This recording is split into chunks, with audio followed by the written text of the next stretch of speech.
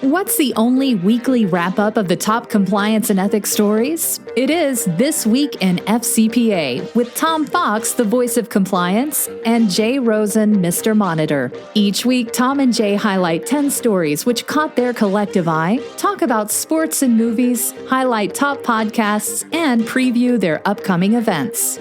Join This Week in FCPA each week for a one-stop review of the week's compliance and ethics highlights. This Week in FCPA is a production of the Compliance Podcast Network. In this episode of This Week in FCPA, Jay and I are looking at some of the following stories. Mike Volkov takes the chickens out to roost in a 3-part blog post series on the Department of Justice antitrust action, price fixing and big rigging on chicken producers. How will working from home change business? Allison Taylor explores. What are the 3 R's of a speak-up culture? Lloydette by Marrow explores on the FCPA blog. Jim Nortz reminds us it's your culture, stupid. Matt Kelly explores how COVID-19 is changing internal audit. Vive la France, Dylan Tokar reports on France's increasing ABC enforcement in the Wall Street Journal, Risk and Compliance Journal. How to make sure compliance is not marginalized during a financial dislocation. We take a look at a plethora of authors on New York University's Compliance and Enforcement blog. And finally, what are the ethical upsides to working from home? We take a look at that issue. All this, podcasts, and much more on This Week in FCPA. This Week in FCPA is a production of the Compliance Podcast Network and a proud member of C-Suite Radio. Hello, everyone. Tom Fox, the voice of compliance and the compliance evangelist, here again with Mr. Monitors himself, Jay Rosen, for This Week in FCPA, episode 210. Didn't we just have 200? Anyway, for the week ending June 19th, 2020, the Bostock edition. As Donald Trump has trouble drinking a glass of water and walking, that's separately, not at the same time, COVID-19 cases spike across the U.S., and the U.S. Supreme Court hands down a landmark decision on protections for the LGBTQ community in the workplace. Self-distancing myself and Mr. Monitors are back to consider some of the week's top compliance and ethics stories. What say ye? I say that the Supreme Court doesn't like DJT and he's going to take his toys and go play somewhere else. Could well happen. But you can hear him. I don't know any of these justices. I just hear that they're really bad and we got to get rid of them. Yeah, let's just get rid of them. So anyway, Jay, we had some stories about chickens. And we rarely talk about chickens in This Week in FCPA or on This Week in FCPA, but today we have a plethora of stories around chickens, price fixing, and antitrust and bid rigging. I really had no idea this went on in the chicken industry, but Mike Volkov had a really interesting 3-part blog post series. Jonathan Rausch also weighed in on the great dipping through geometries. Mike took a look at, on part 1, kind of the big picture allegations, what really happens in an antitrust investigation. And there they've got the long-held policy, leniency policy, where the first company to disclose and cooperate with about the existence of the conspiracy is given a full pass, along with executives, employees that cooperate. So that's been around. But now we have, of course, the antitrust division's evaluation of corporate compliance programs, which can lead to a reduction in the antitrust penalty. So that was sort of in part 1. Part 2, he took a deep dive into the allegations. And I must say, not only were and when I say allegations, I mean the facts supporting the allegations, not only were they just damning, it's the age-old maxim, don't put illegal activities in emails, stupid. Because they put lots of illegal actions in emails, stupid. So maybe a little email refresher training might be a good thing for some of us in the compliance community to put out, like, don't put illegal activities in emails, stupid. And then in part 3, he had lessons learned. And I think really, this one was probably the most helpful for the compliance practitioner, Jay, both in terms of antitrust compliance, but also anti-corruption compliance. Because some of the overarching and overall themes that led to the allegations, which formed the basis of the criminal complaint, included executive level participation in the alleged schemes. And that led to something that I don't think talk about, really not at all, Jay, which is a C-suite risk assessment. Obviously, we both talk about risk assessments, both up and throughout the organization, a new one when you have new facts, but rarely do you talk about a C-suite risk assessment. So that might be something compliance practitioners need to be cognizant of. These companies did not have empowered or independent chief compliance officers because they were overridden by the actions in the C-suite. Email and communications monitoring and audit. This stuff is in writing and it's available for you to look at. You can search through your own email basis. In the United States, that's not illegal. It's routinely done. And given the stupidity of the participants in putting the illegal actions in emails, in plain language, I think this is something that compliance practitioners need to consider. Another point, Jay, or a couple of points we don't really focus enough in on anti-corruption, anti-bribery compliance are pricing and bid review controls, because here the bid rigging and the price fixing was around bids for the sale of chicken. And you could see in the email traffic that Mike detailed in part 2 how the scheme came into place and then how the actors cooperated with each other. And when you know each other's bid price, that's certainly something that a compliance officer can look at. And then who's going to review the overall bids around discounts. Next is an area that is certainly primarily focused on antitrust, which is market concentration. And the higher the concentration of market, the lower number of competitors, the easier it is to implement price fixing and big rigging agreements. That, of course, increases the risk. And then he concludes with training, and more training. So some really great lessons learned for the compliance practitioner.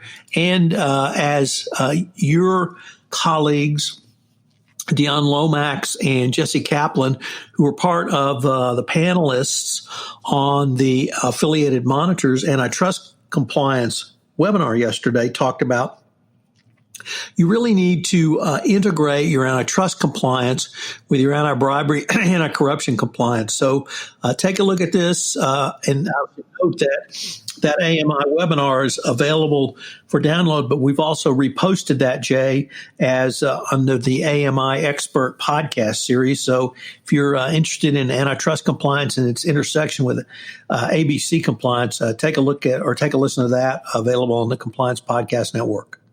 Great. So next up, we have something coming to us from our friend Allison Taylor, and she's writing on the World Economic Forum blog. And Allison's taking a look at how working from home will change business. COVID-19 has ushered in the age of the intangible company, and here are 4 ways it will change business. This pandemic has effectively kicked off a new era in our working lives. Instead of assembling in offices, more fortunate members of the workforce gather virtually via teleconferencing software.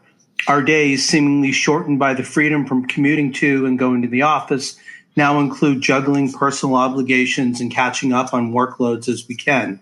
That means that corporate culture is certain to become less tangible in this new remote workplace. The once reliable division between internal and external factors has blurred across a range of dimensions, leaving a tighter, less predictable feedback loop between a company's actions, impacts, and reputations. In February, The Economist reported that 61% of the market value of an S&P 500 company sits in intangibles, such as research and development, customers linked by network efforts, brands, and data. To put this another way, financial and strategic success increasingly depends on addressing environmental and social risks and opportunities, what used to be called externalities. Organizational leadership will become markedly more a matter of influencing diverse networks than of exerting control over human and financial resources. Here are 4 changes in how our business life will transform moving forward. First, physical distance takes up corporate culture. Long before the pandemic, the 2020s were tagged as the remote work decade.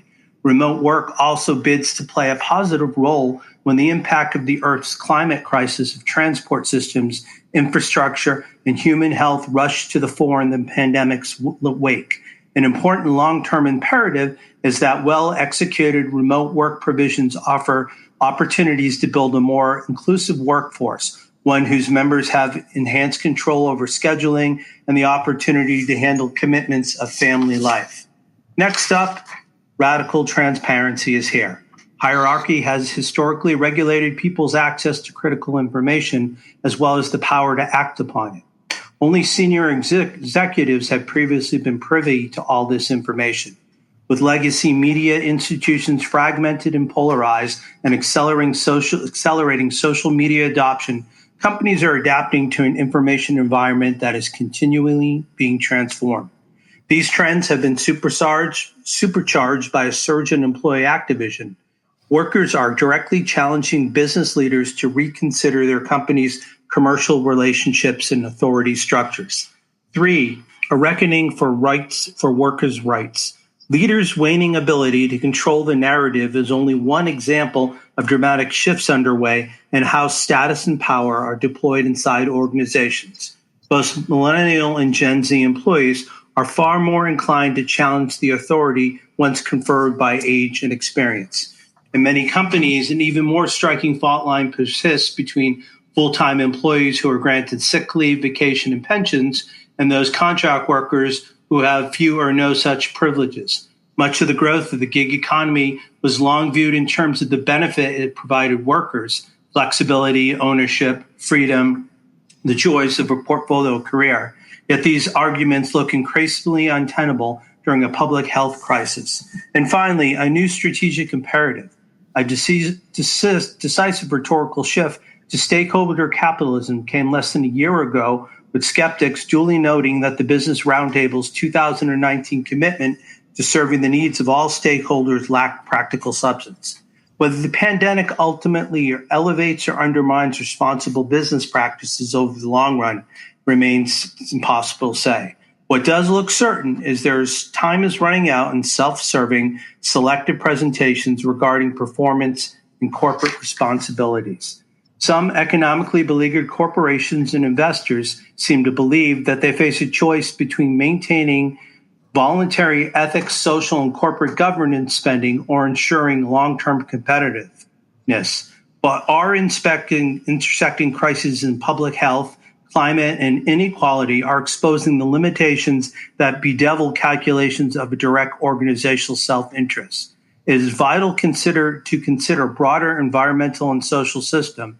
And as today's companies become more physically diffuse, work is less time-bound, information is less constrained, and status and power are more contested, and cooperation is ever more important. So interesting thoughts from Allison, and we share them on the show notes. Next up, Tom, can you tell us about the 3 R's of speak up culture? Yeah, Jay, this comes to a second-time participant in our weekly wrap-up, Lloydette by Marrow. She is a founding partner and principal consultant at Parametric Global Consulting in the United Kingdom. She's a former investigative lawyer for the SFO and senior Crown prosecutor.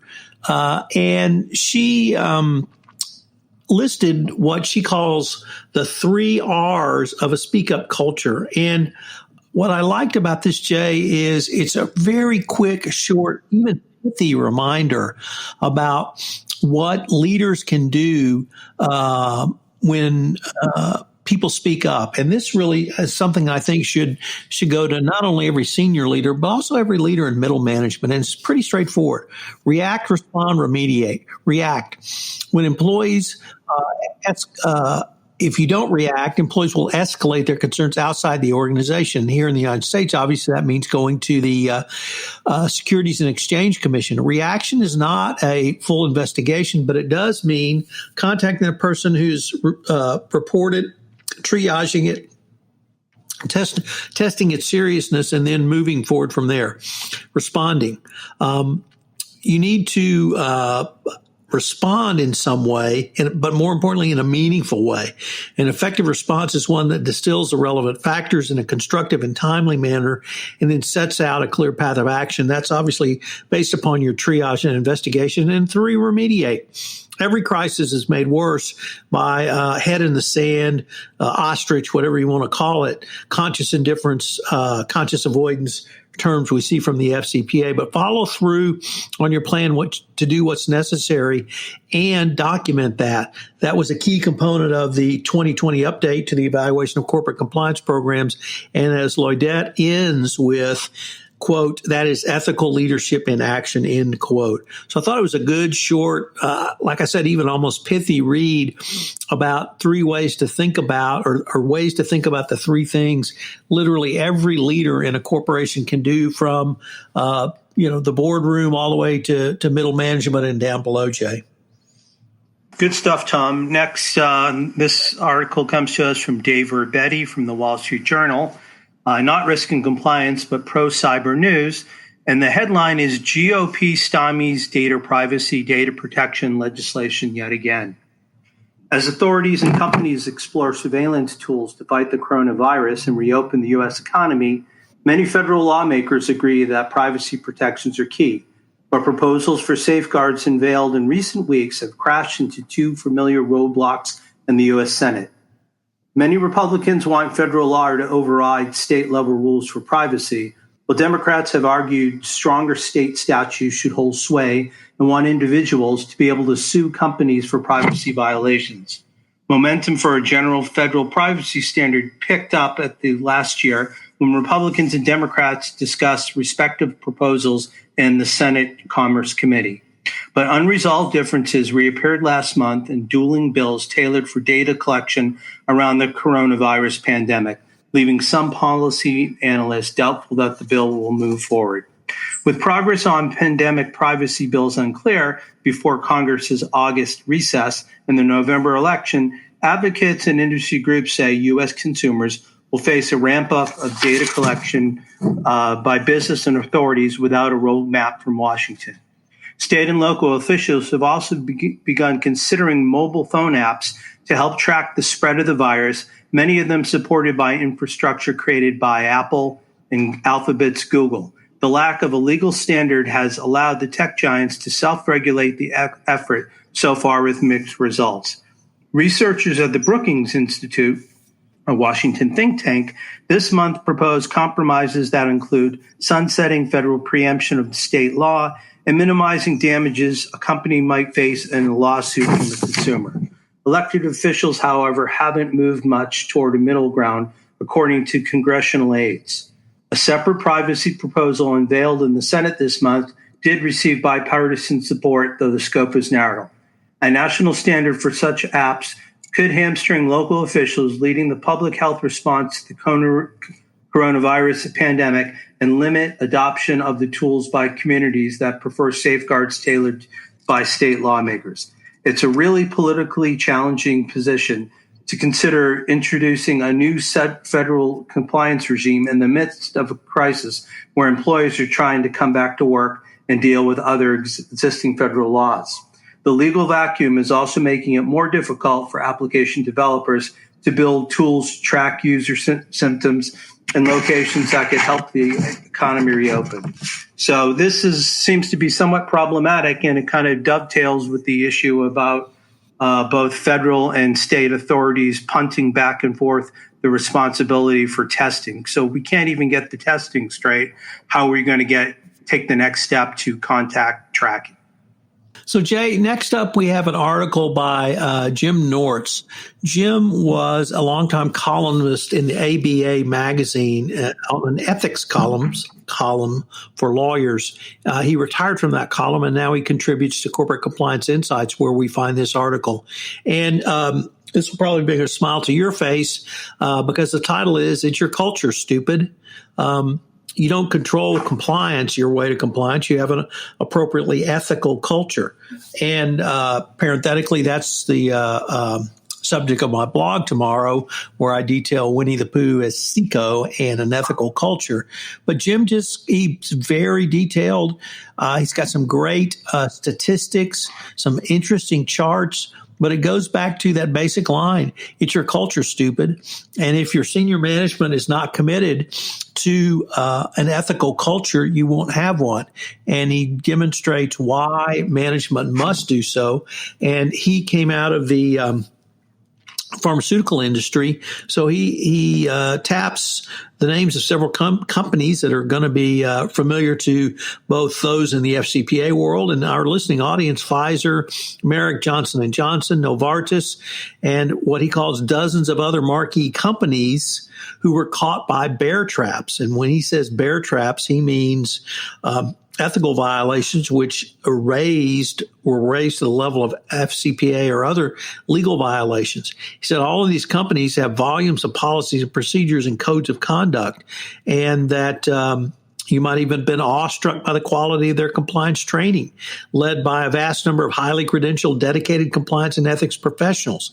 But if you don't have that commitment, if you don't have the ethical tone at the top, and if you don't have it in culture, then you're always going to fail. And that's a great message, certainly something that every corporation needs to not only hear, but reinforce and take to heart. So it's your culture, stupid. All the policies and procedures in the world are not going to keep you from a violation if your culture is corrupt, Jay. Good stuff. Next up, we're going to turn to the coolest guy in compliance, Matt Kelly, and his Radical Compliance blog. And Matt takes a look at how COVID is changing internal audit. The internal audit world is bracing for big change thanks to COVID-19.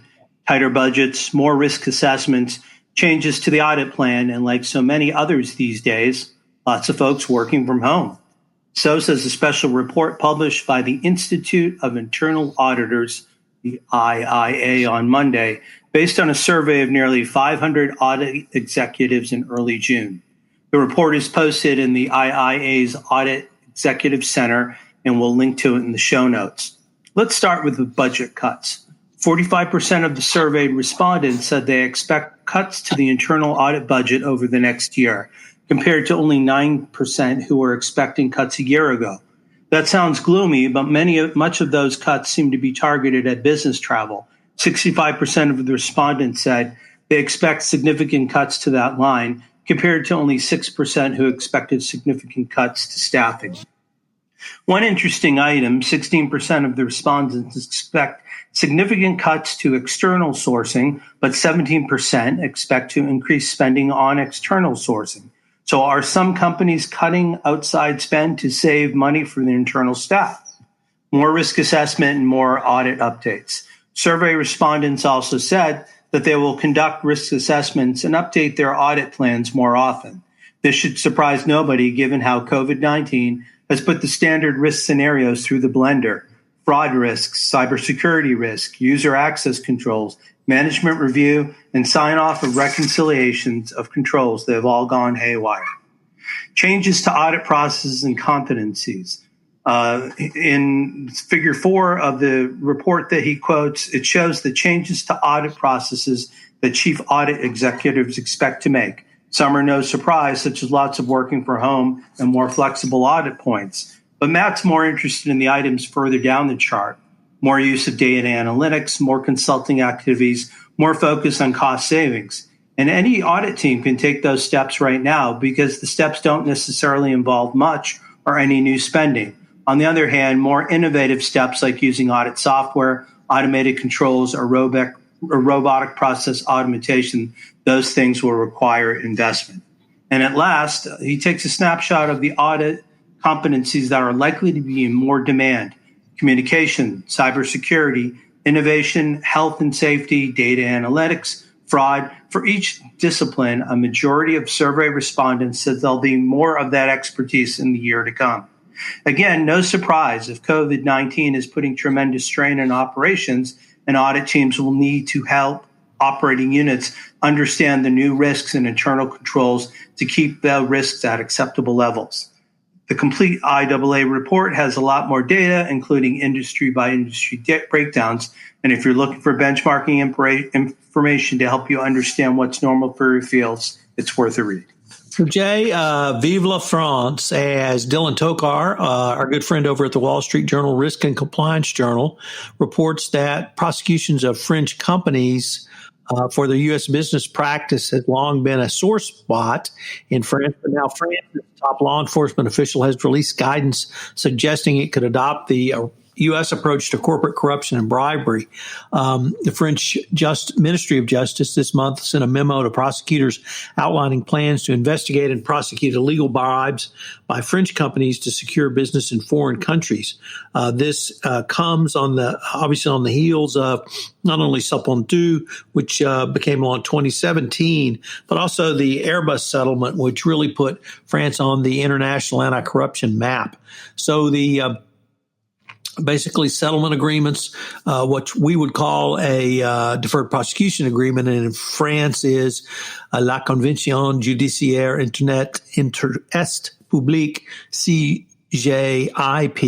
allows companies to pay fines and resolve allegations without admitting liability. The memo lays out factors prosecutors should consider in whether to offer a company a CJIP, and those include self-disclosures, cooperation, and remediation. So really interesting to see France adopt much of the U.S. model with the coming out party by French prosecutors in the Airbus case. I think we're going to see more prosecutions out of France. So, Jay, we had a really interesting, I thought, very comprehensive article from the NYU Compliance and Enforcement blog from a plethora of contributing authors on how to make sure compliance is not marginalized during a financial dislocation. What were some of the highlights for you? So as you said, Tom, this is pretty cool. In May, a webinar was sponsored by the New York City Bar Association.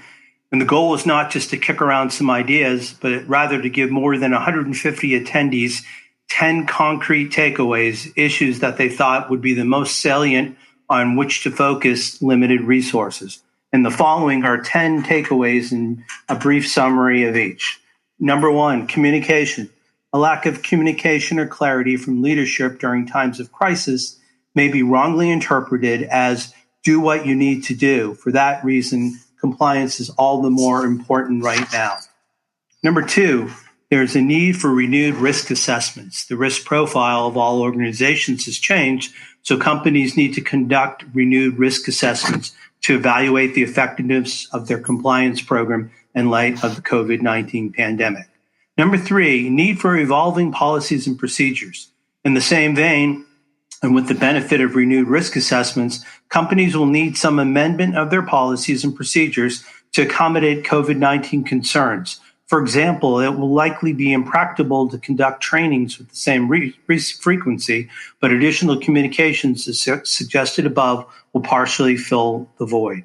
Unfreeze the middle. It's important, as tone at the top, employees should, of course, receive compliance messaging from other sources in different ways. Whether companies choose a formal liaison ambassador program or not, employees often feel comfortable turning to peers for initial direction and consultation. Compliance and senior management should encourage and facilitate this kind of communication. Number 5 is the need for innovation during the new normal. While ensuring that the business functions don't lose their focus on compliance and ethical decision-making, compliance personnel should also focus on the need to innovate. Operationalization of virtual controls. Similarly, running a compliance program virtually requires control systems to adapt. The compliance function should facilitate this process. Number 7, addressing uncertainty, anxiety, and stress. Organizations should affirmatively address uncertainty, anxiety, and stress in the workforce to reduce the likelihood of a me mentality, which increases the chances of misconduct and lack of engagement. Number 8, don't throw away the playbook. Regulators, enforcers, and prosecutors have been very understanding in their public statement since the pandemic began, and they should be taken at their word.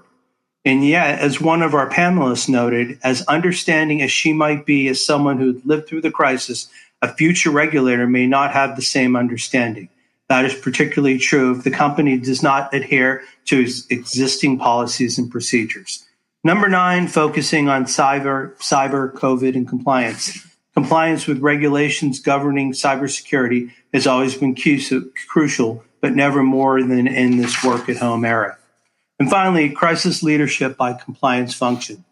Former Chicago Mayor Rahm Emanuel is noted to have famously said he never wants to have a crisis go by, never want a serious crisis to go to waste. By any measure, this is a serious crisis. And our panel noted for many companies, this could be a way for the compliance function to lead in ways beyond the traditional administration of programs. Examples suggested were business continuity planning, reentry into the workplace, data privacy, health and safety, and as noted, cybersecurity. Integration of compliance with business is always a good thing, and this current pandemic paints an opportunity for deeper integration. So great information from a crew of thought leaders, and again, we link to that in the show notes. Tom, next up we have another ethical upside to working from home. What is that about? Yeah, Jay, this comes to us from the Notre Dame Deloitte Center of Ethical Leadership. And I found it really interesting because it focused a little bit different than some of the things we've talked about working from home. It starts off by reminding us, and I think this is a fair statement, that people in the past viewed their home life different from their work life. Now, I recognize that Mr. Monitors is pretty much on call 24/7, as is the Compliance Podcast Network. So that may have been blurred for us, but many people who worked in an office really felt that dichotomy. And now that is no longer exists. So that's led to something that the researchers call identity integration, where people do have multiple identities, but now they're being integrated into one. And what I found equally interesting, in addition to that discussion, was ways for leaders who are concerned about loss of normal strategies for connection, engagement, and accountability, which are really tied to the physical office, have an opportunity for encouraging employees to bring their entire selves to work, both their work self and their home self. And they gave 3 points, which I think really help every leader create and sustain a more ethical culture. Number 1, make authenticity a strategic priority. As employees are motivated, engaged, and keeping them that way, recognize authenticity can help reach these goals. Feeling truly seen and heard can help employees feel less isolated and indeed more resilient. 2, create space. Once again, people crave authenticity, and leaders don't want to force people into that. They would need to come to that themselves. And so simply issuing invitations and leading by examples can be ways that leaders not only model behavior, but do so in a way that creates space for people to find their authentic selves. And then 3, make authenticity a part of your ethical culture. The point is not to be authentic in one moment, but to create an organizational and ethical culture that welcomes authenticity. Recognize this is going to be an ongoing effort. And Jay, I think if we sat down with Eric or Van, two of your AMI colleagues, they would say exactly the same thing about an ethical culture. It's an ongoing effort. It's continually monitoring, and it's continuous improvement. So consistency in word and action is absolutely important in authenticity. And I think that can really help drive a more ethical culture as well. So whether or not this was focusing on things that we've talked about using different language, or it was really a different way to think about it, I thought it was very interesting using the word authenticity, and something that leaders really may want to think about, particularly in the work from home era. Yeah. So, Tom, this is the part of the podcast when we look at some of the new offerings on the Compliance Podcast Network. First of all, I can't believe we're already at week 3 with Ryan Rabelais. What did you two address in this week's podcast? So Ryan talked about some of the key skills that he sees as necessary for the CCO. A very interesting review from Ryan. It's been a fascinating series so far, and I know you'll enjoy this episode.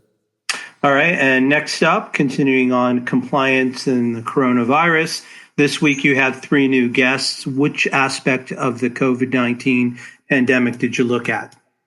So Tuesday, Scott Price talked about cybersecurity risks going forward. Wednesday, I had Gabe Gums talk about from Spirion. Scott's with A-Line. Gabe is with Spirion on data privacy and data protection during the economic dislocation. And then Thursday, David McLaughlin, founder and CEO of Quantiverse, joined me to discuss the increasing automation to enhance compliance during this time. On 31 Days to a More Effective Compliance Program, Jay, this month we're looking at internal reporting and investigation. On Monday, I looked at the investigative team. Tuesday, investigative challenges. Wednesday, I focused on the witness interview. Thursday, issues in cross-border investigations. And on Friday, the always tricky question of whom and when to suspend an employee. 31 Days to a More Effective Compliance Program has its own iTunes channel, or as the in crowd would say, an Apple podcast, as I learned today. And if I could give a shout out, Jay, to my own blog post series this week, I had a series running every day, which was compliance through the 100-Acre Woods, which, of course, is the home of Winnie the Pooh and his characters, his friends who are characters in the A.A. Milne books and the Disney pictures. I had a lot of fun doing it, and frankly, I was stunned at the response. I had well over 1,000 downloads of each blog each day. So Monday, I started out with Tigger and sales and how that impacts compliance. Tuesday, I looked at Kanga and Rue and the ombudsman and how you might use an ombudsman to enhance your compliance program. 3, Eeyore and corporate legal. Not to say that every lawyer is as grumpy as Eeyore, but it seemed to be a pretty good analogy. On Thursday, I looked at Piglet and the role of finance in compliance programs. And on Friday, I took a look at Winnie the Pooh through the eyes of the CECO.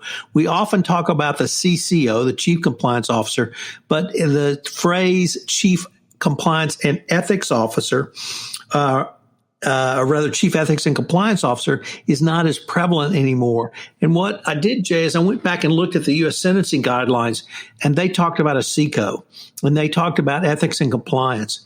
And that's something that seems to have been the phrase has dropped to compliance. So I thought it was good to remind people to think, as Pooh Bear would say, about the ethics in ethics and compliance. So I think the only thing you need to do is change that acronym, and I think it should be a CECP, Compliance and Ethics, Chief Ethics and Compliance Pooh. So that would be CECP. But I want to let you know, everyone in the Rosen household, we might be responsible for some of those multiple downloads and shares. But it's inspiring. I know you and I like to do things with movies and video series, and it really shows that you can find ethics and compliance lessons anywhere to be learned. But the ones that really get people are the ones that are based on certain stories and characters they love, whether it's Star Wars or the Marvel comic universe. So kudos to you for finding another way to get the ethics and compliance message out. So on behalf of Tom Fox, the voice of compliance, and myself, Jay Rosen, Mr. Monitor, we'd like to thank you for joining us for this week in FCPA episode 210 for the week ending June 19th, 2020, the Bostock edition. As we always close, we hope that you will continue to remain safe and healthy. Have a good weekend, and we will talk to you next week on This Week in FCPA. Hello, everyone. This is Tom Fox again. I'd like to thank you for listening to this episode of This Week in FCPA. If you have any questions, you can email Jay at jrosen@affiliatedmonitors.com. You can email me, Tom Fox, at tfox@tfoxlaw.com. We also got a new really cool app on the Compliance Podcast Network website where you can leave a voicemail or a message if you'd like to ask us a question or have a topic you would like us to consider. I hope you'll join us again next week when Jay and I look at some of the top compliance and ethics stories for the week that is to become. This Week in FCPA is a production of the Compliance Podcast Network and a proud member of C-Suite Radio. Thanks again for listening, and we look forward to visiting with you again.